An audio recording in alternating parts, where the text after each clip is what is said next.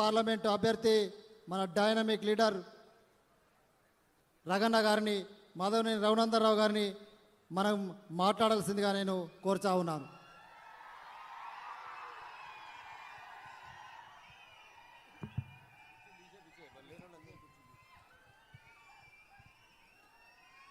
జై శ్రీరామ్, జై శ్రీరామ్. నరేంద్ర మోడీ గారి నాయకత్వం, నరేంద్ర మోడీ గారి నాయకత్వం.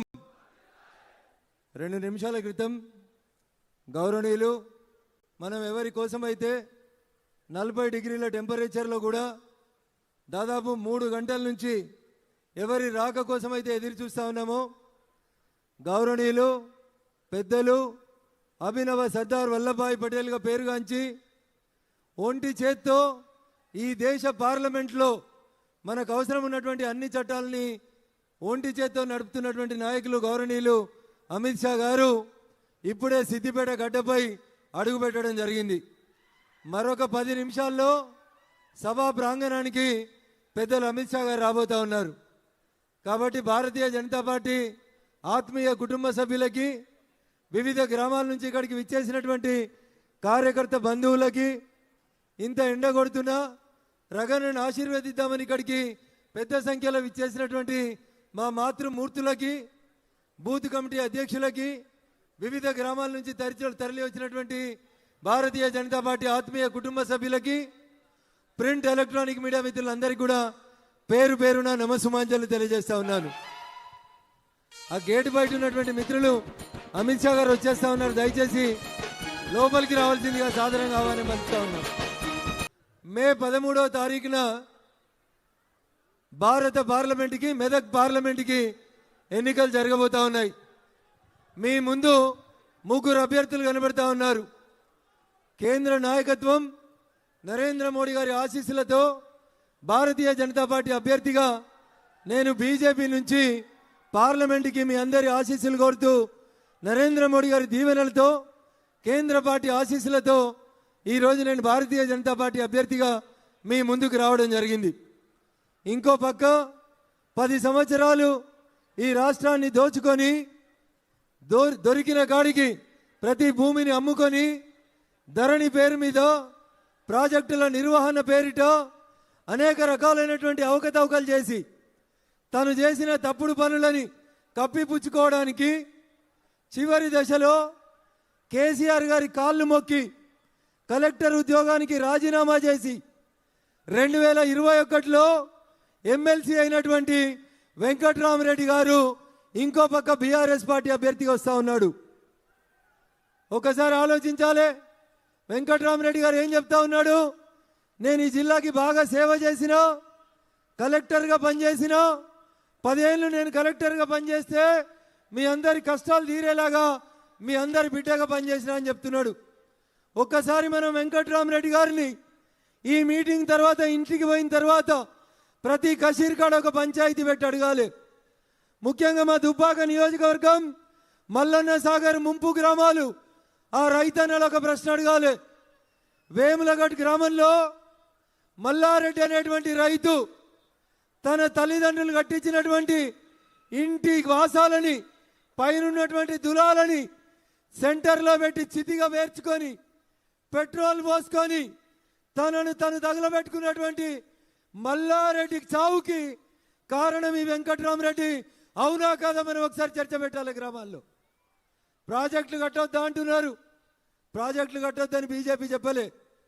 కేసీఆర్ ముఖ్యమంత్రి అయ్యే కంటే ముందే ఈ దేశంలో చాలా మంది ముఖ్యమంత్రులు చాలా ప్రాజెక్టులు కట్టిరు.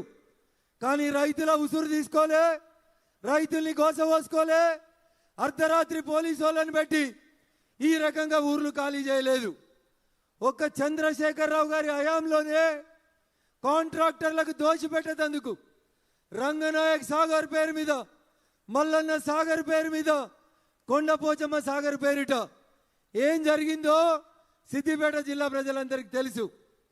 ప్రాజెక్టుల కోసం రాత్రి పోలీసు వాళ్ళని పెట్టి, జామర్లు పెట్టి, ఊర్లకు ఊర్లు డీసీఎంలు పెట్టి జనాలను ఖాళీ చేయించినటువంటి మూర్ఖుడు ఎవడంటే వెంకట్రామరెడ్డి తప్ప ఇంకొకటి కాదు. ఏం చెప్తుండ ఆయన? నన్ను ఎంపీగా గెలిపిండ్రి 100 కోట్లు పెట్టి స్కూళ్ళు పెడతా 100 కోట్లు పెట్టి కాలేజీలు పెడతా అంటుండు. ఒకటి ఆలోచించాలి, మనం ఒకటి అడగాలి దయచేసి. 2021లో వెంకట్రామిరెడ్డి చంద్రశేఖరరావు కాలు మొక్తే 2021లో ఎమ్మెల్సీ అయిండు వెంకట్రామిరెడ్డి. వెంకట్రామిరెడ్డి ఇలా కొత్తగా రాజకీయాలకు వస్తలేడు. వెంకట్రామిరెడ్డి 2021లోనే ఈ జిల్లా కలెక్టర్గా ఉండి కేసీఆర్ కాళ్ళు మొక్కిపోయి ఆడ ఎమ్మెల్సీ అయి కూర్చున్నాడు. వెంకట్రామిరెడ్డి గారు 2021లో గెలిచినావు కదా, నీకు నిజంగా మెదక్ జిల్లా ప్రజల మీద ప్రేమ ఉంటే, మెదక్ జిల్లా రైతాంగం మీద నీకేమైనా సద్భావన ఉంటే 2021, 2022, 2023 ఇలా 2024లో ఉన్నాం.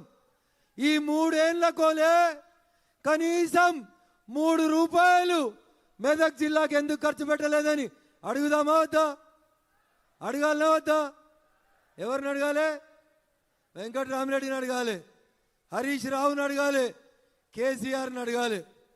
3 రోజుల కింద కేసీఆర్ ఓ యొక్క టీవీ ఛానల్లో కూర్చొని ఓ మాట చెప్పిండు. ఏమన్నాడు? 0 లేదా 1 సీట్ వస్తుంది అని చెప్పిండు. వాళ్ళకు వస్తుందని చెప్పబోయి బీజేపీకి 0 లేదు 1 వస్తుందని చెప్పిండు. ఎవరికి వస్తాయి తెలంగాణలో సీట్లు? ఎవరికి వస్తాయి? ఎవరికి వస్తాయి? కొంచెం గట్టిగా చెప్పాలి, కేసీఆర్కి వినబడాలి. ఎవరు గెలుస్తారు తెలంగాణలో? ఏ పార్టీ గెలుస్తుంది? ఎవరు మన నాయకుడు? ఎవరు ఈ దేశ ప్రధాని? ఎవరు కావాలి ఈ దేశానికి ప్రధానమంత్రి? ఎవరు కావాలి? వినబడదా? ఫామ్ హౌస్ దాకా గింతేనా సిద్దిపేటలో బలం? జర గట్టిగా చెప్పాలి. ఎవరు కావాలి మనకు ప్రధానమంత్రి? ఎవరు కావాలి? ఎవరు కావాలి? సిద్దిపేటకు రైలు ఎవరు ఇచ్చిర్రు? సిద్దిపేటకు రైలు ఇచ్చిన మోడీ బొమ్మను తన్నిన మూర్ఖుడెవడు? తన్నిన మూర్ఖుడెవడు? తిన్న పల్లెంలో మలమూత్ర విసర్జన చేసిన మూర్ఖుడు ఎవడంటే ఎవడు? ఎవడు? సిద్దిపేట ఎమ్మెల్యే బీజేపీ అయినా కాదు, గజ్వేల్ ఎమ్మెల్యే బీజేపీ అయినా కాదు. ఎవరిచ్చిర్రు గజ్వేల్కి రైలు? ఎవరిచ్చిర్రు? సిద్దిపేటకు రైలు ఎవరిచ్చిర్రు? మరి ఇవన్నీ మర్చిపోయి టీవీ స్క్రీన్ మీద మోడీ గారి బొమ్మ కనబడితే తన్నిన మూర్ఖుడు ఎవరు? ఎవరు? ఒకవేళ మీలాగా అధికారం ఉందని మేము తప్పు పని చేయాలనుకుంటే హరీష్ రావు ఒక్కరోజు కూడా నువ్వు ఈ ఊర్లో తిరగకపోతుంటివి. అయినా మేము ఏ రోజు కూడా ప్రజాస్వామ్య స్ఫూర్తికి భిన్నంగా పనిచేయలేదు. ఒకవేళ హరీష్ రావు మీద సిద్దిపేట వాళ్ళకు ప్రేమ ఉంటే మొన్న 2023లో నవంబర్ డిసెంబర్లో రిజల్ట్ వచ్చినప్పుడు కాంగ్రెస్ పార్టీకి ఒక ఆయన పోటీ చేసిండు, పూజల హరికృష్ణ అని. 20,000 రాలే తమ్మునికి, ఓడిపోయిండు పాపం. కానీ ఇలా రోజు సిద్దిపేటలో రోడ్లకి మోరీలకి ఎవరు కొబ్బరికాయలు కొడుతురు? పూజల హరికృష్ణ కొబ్బరికాయ కొడుతుండు. 30 మంది కౌన్సిలర్లు ఉన్నారు. ఒక్కడన్న పోయి మా ఎమ్మెల్యే రాకుండా ఎట్లా కొబ్బరికాయ కొడతామని ఒక్కడన్న అడ్డం పోయిందా? పోలేదంటే హరీష్ రావు మీద సిద్దిపేట వాళ్ళకి ప్రేమ ఉన్నదా, కోపం ఉన్నదా, భయం ఉన్నదా అనేది ఒకసారి అర్థం చేసుకోవాలి. ఇలా అధికారం పోయింది, హరీష్ రావు సిద్దిపేటకు వస్తలేడు. ఎందుకంటే పోలీసు వాళ్ళు గౌరవిస్తలేరు. ఆయనకు వంతపాడే సురేందర్ రెడ్డి లేడు. ఉన్నాడా సురేందర్ రెడ్డి? ఉన్నాడా? ఉన్నాడా సురేందర్ రెడ్డి? హరీష్ రావు అడుగులకి మడుగులెత్తే పోలీసు వాళ్ళు ఉన్నారా? ఇప్పుడు ఉన్నారా? అందుకని హరీష్ రావు కూడా వస్తలేడు. వస్తే కూడా అప్పుడప్పుడు మెల్లగా ఇట్లా వచ్చి సాటికెళ్ళి వచ్చి సాటికి పోతా ఉన్నాడు. అంతేనా? అందుకని భారతీయ జనతా పార్టీ నాయకులకి కార్యకర్తలకు నేను సవినయంగా ఒకటే విజ్ఞప్తి చేస్తా ఉన్నా. సిద్దిపేట భయంలోంచి బయటికి వచ్చింది. సిద్దిపేట ఇయ్యలో 40 ఏళ్లుగా 1985లో చంద్రశేఖరరావు గెలిచిన నాటి నుంచి ఇయ్యాల దాకా ఒకటే కుటుంబం సిద్దిపేటను దోసుకుంటే ఆ సిద్దిపేట ప్రజలు చంద్రశేఖరరావు గారి కుటుంబాన్ని, హరీష్ రావు గారిని వద్దనుకున్నారు. కాబట్టి ఇవాళ సిద్దిపేట గడ్డ మీద భారతీయ జనతా పార్టీ కోసం ఇంతమంది కార్యకర్తలు వచ్చి నినదించారు అనేది ఒక్కసారి మీరు అందరు కూడా గుర్తుంచుకోవాలి. చాలా మాట్లాడుతూ ఉన్నాడు హరీష్ రావు. నేను ఇవాళ రేవంత్ రెడ్డి కూడా బాగా మాట్లాడుతూ ఉన్నాడు. గంట కింద కాంగ్రెస్ పార్టీ గాంధీ భవన్ ముంగట ఓ బోర్డు పెట్టుకొని కూర్చున్నాడు రేవంత్ రెడ్డి. ఆ బోర్డులో నయవంచన అని హెడ్డింగ్ పెట్టిండు. నయవంచన అనే పదానికి పర్యాయ పదం ఎవరు అంటే ఈ దేశంలో కాంగ్రెస్ పార్టీ తప్ప ఇంకొక పార్టీ కాదు. దేశానికి స్వతంత్రం వచ్చినప్పటి నుంచి ఈ దేశంలో మెజారిటీ ప్రజలని వంచింది ఎవరంటే కాంగ్రెస్ పార్టీ తప్ప ఇంకొకరు కాదు. ఒక దేశానికి 2 రాజ్యాంగాలు, 2 ప్రధానమంత్రులు, 2 జెండాలు, 2 ప్రైమ్ మినిస్టర్లు ఉంటారని చెప్పి ఈ దేశ ప్రజలని వంచినటువంటి పార్టీ కాంగ్రెస్ పార్టీ. ఆ కాంగ్రెస్ పార్టీ ఆఫీస్ ముంగట నయవంచన అని ఒక బోర్డు పెట్టుకొని రేవంత్ రెడ్డి కూర్చొని ధర్నా చేస్తున్నట్టు నాటకం చేస్తుండు. నేను సిద్దిపేట గడ్డ మీదకి వెళ్ళి రేవంత్ రెడ్డి గారిని అడుగుతున్నా, ఎన్నికలు అయిపోగానే డిసెంబర్ 9వ తారీఖు నేను ముఖ్యమంత్రి అయితే వెంటనే ప్రతి రైతుకి 2 లక్షలు రైతు రుణమాఫీ చేస్తా అన్నాడు. అయిందా రుణమాఫీ? అయిందా రుణమాఫీ? ఇగో రేవంత్ రెడ్డి దీన్ని అంటారు నయవంచన. అంటే ఓట్లేయించుకొని గడ్డకెక్కి ముఖ్యమంత్రిగా ప్రమాణం చేసి 4 నెలలు అయితే కూడా 2 లక్షల రైతు రుణమాఫీ చేయలేదు కదా. ఇగో దీన్ని అంటారు రేవంత్ రెడ్డి గారు నయవంచన అని దీన్ని చెప్తారు. ఏం చెప్పిండు? పెద్ద కొడుకు 2000 ఇస్తుండు, ముసలవ్వకి ఇస్తే ముసలాయనకి ఇస్తలేడు. ఇంటికి 2 పింఛన్లు కావాలంటే ముసలవ్వకి ముసలాయనకి ఇద్దరికి మనిషికి 4000 పింఛన్ కావాలంటే కాంగ్రెస్ పార్టీకి ఓటేయండి, వచ్చే డిసెంబర్ నుంచి మేము 4000 పింఛన్ ఇస్తా అన్నాడు. అక్క ఎవరికైనా 4000 పింఛన్ వచ్చిందా? గిడ కూర్చున్న మా వాళ్ళు చెప్పాలి, ఎవరికైనా 4000 పింఛన్ వచ్చిందా? రాలేదా? వచ్చిందా? జర గట్టిగా చెప్పాలి, గిట్టి వచ్చేదాకా. 4000 పింఛన్ వచ్చిందా? రాలేదు. ఇగో రేవంత్ రెడ్డి దీన్ని అంటారు నయవంచన. ఓట్ల కోసం 2000ని 4000 ఇస్తా అని చెప్పి ఓట్లు వేయించుకున్న తర్వాత ఏమైంది ముఖ్యమంత్రి గారంటే, అన్న నేను ఇడ బంగారు బిందెలు లంకె బిందెలు ఉన్నాయనుకొని వచ్చినా ఆడ ఖాళీ కుండలు కనబడుతున్నాయని ప్రజలని మోసం చేసిన రేవంత్ రెడ్డిది ఏంటిదది? ఏంటిదది? నయవంచన అంటే గిది రేవంత్ రెడ్డి గారు. కాంగ్రెస్ పార్టీ బోర్డు పెట్టిన నయవంచన ఎవరికి అప్లికబుల్ అంటే ఈ దేశంలో పేద ప్రజలని వంచినటువంటి పార్టీ కాంగ్రెస్ పార్టీ. కాబట్టి నయవంచన అనే పదానికి పర్యాయ పదం ఎవరంటే కాంగ్రెస్ పార్టీ. ఏం చెప్పిండు? ప్రతి ఆడబిడ్డకి మహాలక్ష్మి పథకం కింద 2500 రూపాయలు గెలిచిన వెంటనే ఇస్తామని చెప్పిండు. గెలిచి 4 నెలలు అయిపోయింది. వచ్చిందా మహాలక్ష్మి పథకం? టీవీలలో పేపర్లలో అడ్వర్టైజ్మెంట్లో కనబడుతుంది తప్ప ఏ పేదింటి ఆడబిడ్డకి కాంగ్రెస్ పార్టీ ఇస్తా అన్నటువంటి 2500 రూపాయల మహాలక్ష్మి పథకం కింద ఈ రోజు దాకా కూడా డబ్బులు రాలేదు. అయ్యా రేవంత్ రెడ్డి గారు, ఇగో దీన్ని నయవంచన అని చెప్తారు తప్ప భారతీయ జనతా పార్టీ ఏ రోజు కూడా ప్రజలని మోసగించలేదు. మీరు మాట్లాడితే హామీలు అని చెప్తారు, కానీ నరేంద్ర మోడీ గారు మాట్లాడితే గ్యారంటీ అని చెప్తారు. మోడీ గారు గ్యారంటీ అంటే ఖచ్చితంగా అమలయ్యేటువంటి గ్యారంటీ. ఈ దేశం కాదు ప్రపంచం విశ్వసించేటువంటి నాయకుడు ఎవరంటే అది నరేంద్ర మోడీ గారు తప్ప ఇంకొకరు కాదనేది మీరు అందరూ కూడా దయచేసి అర్థం చేసుకోవాలి. మొన్న మెదక్కి కాంగ్రెస్ పార్టీ క్యాండిడేట్ నామినేషన్ వేసేందుకు వచ్చినప్పుడు రేవంత్ రెడ్డికి ఇట్లే వచ్చి ఏది పడితే అదే మాట్లాడిండు. మోడీ గారు ఏమిచ్చిర్రు, మెదక్కి ఏమిచ్చిర్రు అని అడిగిండు. దుబ్బాకకి బస్సులు వేసుకొని వస్తా అన్నాడు. బీజేపీకి గడీలు ఉన్నాయో అన్నాడు. నేను చెప్పిన రేవంత్ రెడ్డి గారు మీరు రండి దుబ్బాకకి, మా అమ్మ నాన్న ఇద్దరు కూడా ఒప్పుకున్నారు, వాళ్ళు ఉండే గడిని రేపంటే రేపే మీ పేరు మీద రిజిస్ట్రేషన్ చేస్తామని పిలుస్తే తోక ముడిచి పారిపోయినటువంటి వ్యక్తి ఈ రాష్ట్ర ముఖ్యమంత్రి రేవంత్ రెడ్డి గారు. నోటికి ఏదొస్తుంది మాట్లాడతాం, అబద్ధాలు ఆడతాం, బట్ట కాల్చి మీద వారేస్తాం. మోడీ రూపాయి ఇవ్వలేదు మెదక్ అని చెప్తే నేను చెప్పిన రేవంత్ రెడ్డికి రూపాయి మెదక్ కాదు, నువ్వు గెలిచిన కొడంగల్ కోయ్, నీ కొడంగల్ నియోజకవర్గంలో ఇట్లా కట్టిన రైతు వేదికను అడుగు. ఆ రైతు వేదికకి నరేంద్ర మోడీ గారు 10 లక్షలు ఇచ్చిర్రు.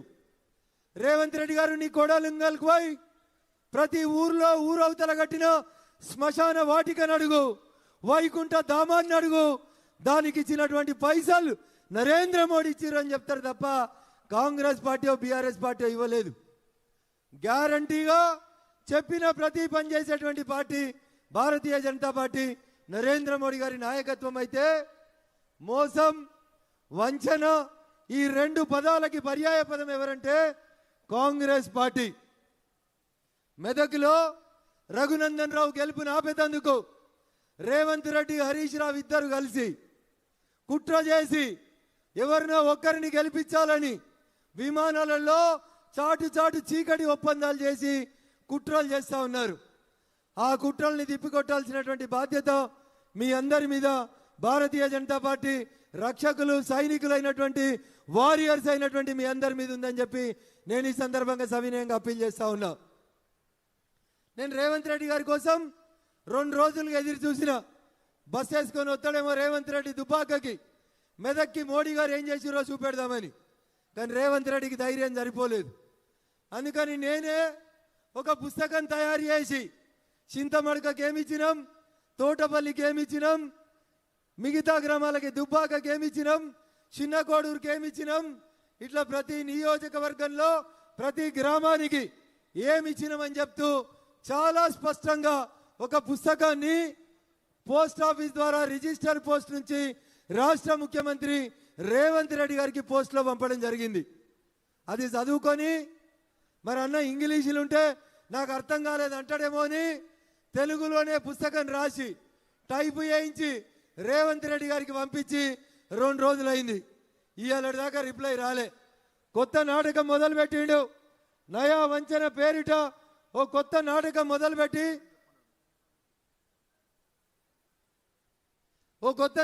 మొదలుపెట్టి గాంధీ భవన్ ముంగట మళ్ళేదో జెండాలు పెట్టుకొని కూర్చున్నారు. ఒకటి అడగండి, రఘునందన్ ఈ గడ్డ మీద పుట్టినోడు, జై తెలంగాణ అన్నోడు, ఈ ప్రాంతం కోసం ఈ నియోజకవర్గం కోసం పటాన్ చెరువు నుంచి దుబ్బాక దాకా ప్రతి నియోజకవర్గంలో ప్రతి గ్రామంలో ప్రజలతో ప్రత్యక్షమైన సంబంధాలు ఉన్నోడు.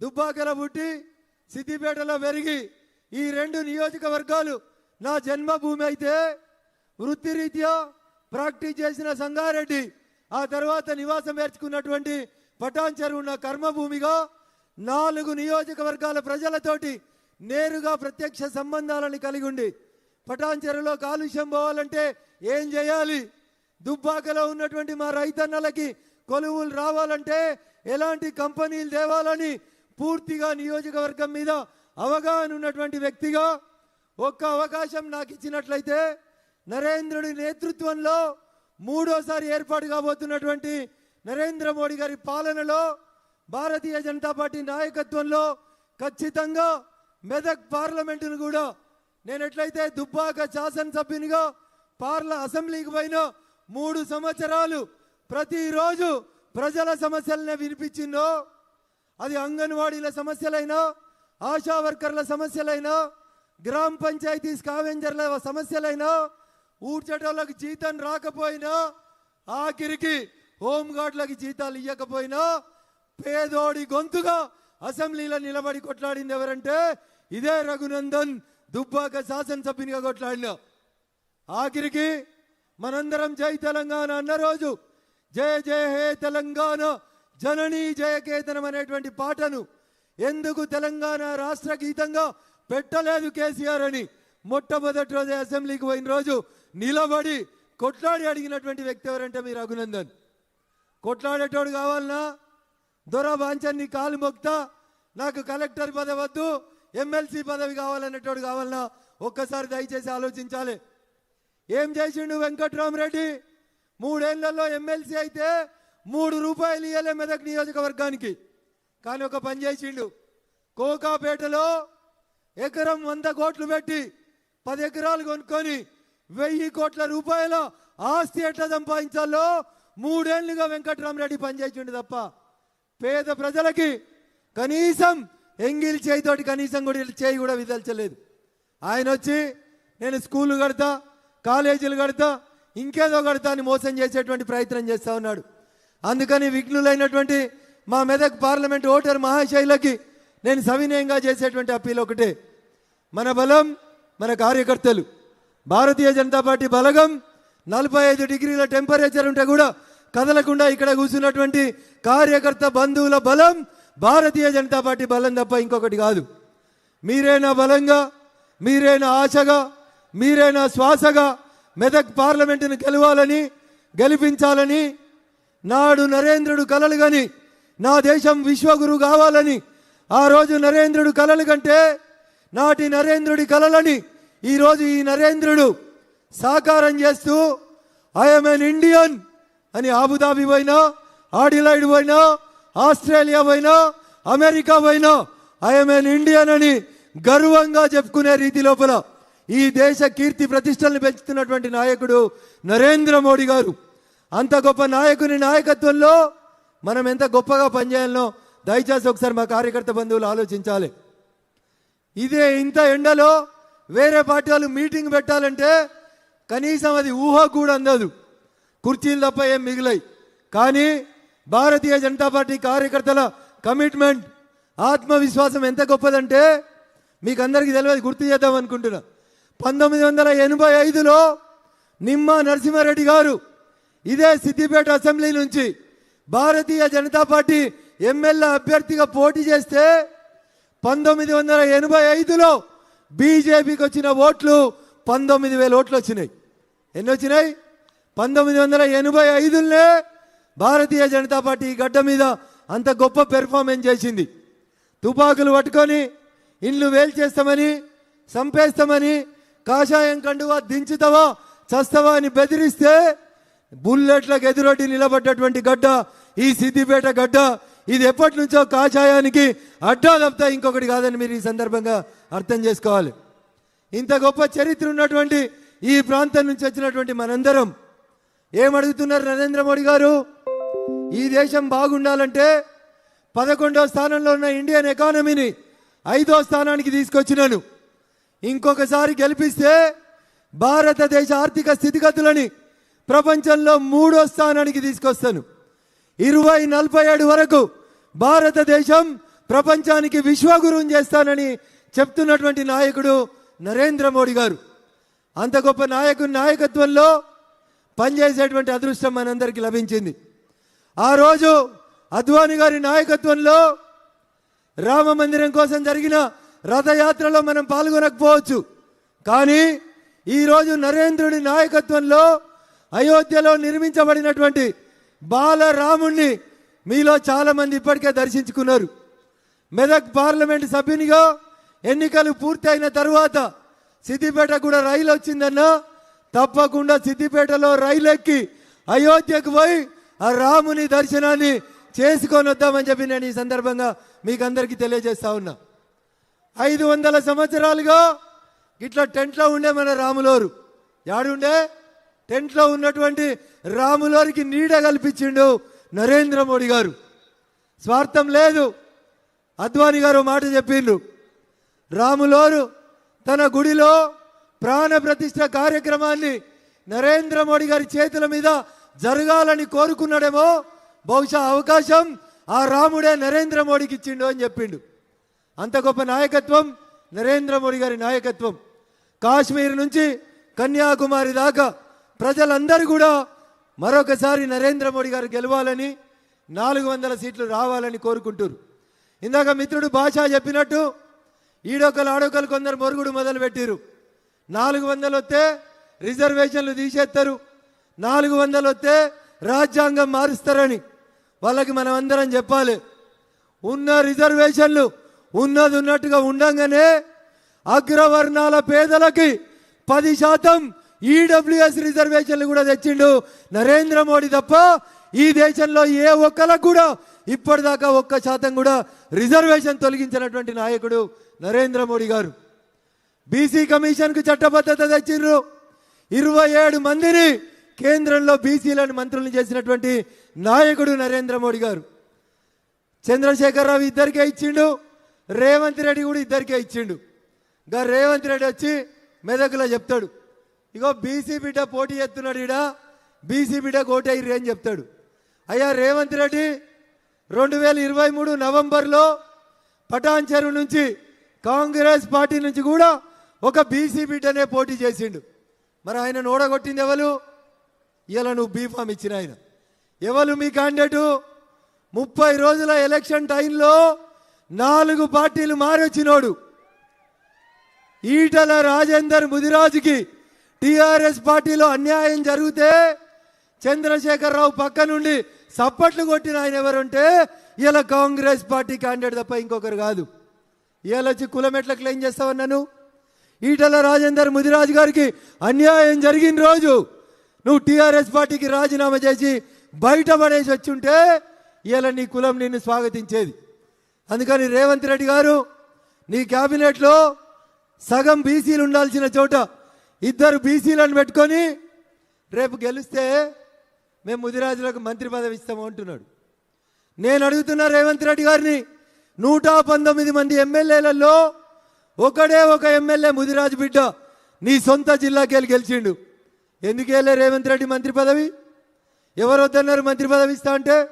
నీ పాలమూరు బిడ్డనే కదా గెలిచింది, ఎందుకు ఇవ్వలేదు అంటే రేవంత్ రెడ్డి నైజం ఏంటంటే ఓడ దాటేదాకా ఓడమల్లన్న, ఓడ దాటిన తర్వాత బోడమల్లన్న అనేటువంటి నానుడి తప్ప ఇంకొకటి కాదు. అందుకనే రైతు రుణమాఫీ చెప్పినా, మహాలక్ష్మి పథకం చెప్పినా, 500లకే సిలిండర్లు అని చెప్పినా, అరచేతిలో వైకుంఠం చూపెట్టినా ఆయన చేసేది కేవలం మోసం అంటే మోసం తప్ప ఇంకొకటి కాదు. అందుకని 10 సంవత్సరాల చంద్రశేఖరరావు పాలన చూసి 6 నెలల కాంగ్రెస్ పాలన చూసిన తర్వాత ఈరోజు ప్రజలంతా ఒకటే మాట చెప్తా ఉన్నారు, ఈ తాప మేము వేసే ఓటు పువ్వు గుర్తుకేస్తాం, నరేంద్ర మోడీ గారికి వేస్తాం, మళ్ళొకసారి ఈ దేశానికి ప్రధానమంత్రి నరేంద్ర మోడీ గారు కావాలనేటువంటి ఒక లక్ష్యంతో ప్రజలందరూ కూడా ముందుకు పోతా ఉన్నారు. అందుకని నేను మీకు చేసేటువంటి విజ్ఞప్తి ఏంటంటే దయచేసి ప్రతి ఇంటిని కలవండి, ప్రతి వ్యక్తిని కలవండి. ఒక్కసారి మనం వెళ్ళి ఒక ఇంటికి పోయి నరేంద్ర మోడీ గారికి ఓటేయమని అడిగితే ఖచ్చితంగా ప్రజలు మనకు ఓటేయడానికి సిద్ధంగా ఉన్నారు. అందుకని ఇంతకంటే మంచి అవకాశం ఇంకొక అవకాశం రాదు. ఉదయం సాయంత్రం ఖచ్చితంగా ప్రతి తలుపును తట్టి నరేంద్ర మోడీ గారి బొమ్మను అక్కడ ఇచ్చి నరేంద్ర మోడీ గారు చేసినటువంటి మంచి పనులని ప్రతి కుటుంబానికి తెలియజేస్తే ఖచ్చితంగా మెదక్ పార్లమెంటు మీద ఏ జెండా ఎగురుతుంది? ఏ జెండా ఎగురుతుంది? కొంచెం గట్టిగా చెప్పాలి. నాకు తెలుసు మీకు అందరికి ఆకలి అవుతుంది, కానీ అమిత్ షా గారు కూడా వచ్చేసి మైక్ వారికి హ్యాండ్ ఓవర్ చేస్తాను. ఒకసారి గట్టిగా చెప్పాలి, గెలిచేది ఎవరు? మెదక్ గెలిచేది ఎవరు? ఎవరు గెలుస్తారు? ఏ పార్టీ గెలుస్తుంది? ఎవరికి బహుమానం ఇవ్వాలి మనం? ఎవరికి? వినబడ్డదా? ఫామ్ హౌస్ దాకా పాప నడవనే వస్తలేదు, బస్ వేసుకొని బయలుదేరిండు. యాడికి? ఊర్లో పొంటి తిరుగుతాడట. ఒక మాట మనం ఊర్లలో చెప్పాలి, రఘునందన్ దుబ్బాకల ఎల్లలే కదా అన్నాడు హరీష్ రావు. హరీష్ రావు నడుగురి, మరి నీ మామ కామారెడ్డిలో చెల్లలే కదా, చెల్లిండా? చెల్లిండా? చెల్లలే కదా. రేవంత్ రెడ్డి కూడా కామారెడ్డిలో చెల్లలే కదా. ఎవరు బండకేసి కొట్టిరు కామారెడ్డిలో? ఈ కాషాయం జెండనే ఆ రేవంత్ రెడ్డిని, ఆ చంద్రశేఖరరావుని కామారెడ్డిలో బండకేసి కొట్టింది. కొట్టిందా? రేపు మెదక్ పార్లమెంట్ కూడా గెలిచేది ఎవరు? కాషాయం జెండా. నరేంద్ర మోడీ గారి ఆశీస్సులతో మనం అందరం గెలవబోతా ఉన్నాం. ఎండాకాలం ఎక్కువ ఉంది, ఎండలు ఎక్కువ ఉన్నాయి, అయినప్పటికీ కూడా మీరు ఇంత గొప్పగా ఇంత పెద్ద సంఖ్యలో హాజరై ఈ కార్యక్రమం లోపల నన్ను ఆశీర్వదించడానికి ఇక్కడికి వచ్చేసిరు. మీ అందరికీ కూడా ఓపికతో ఇక్కడ వేచిన మీకు అందరికీ కూడా సాదరపూర్వకమైనటువంటి స్వాగత సుమాంజలు తెలియజేస్తూ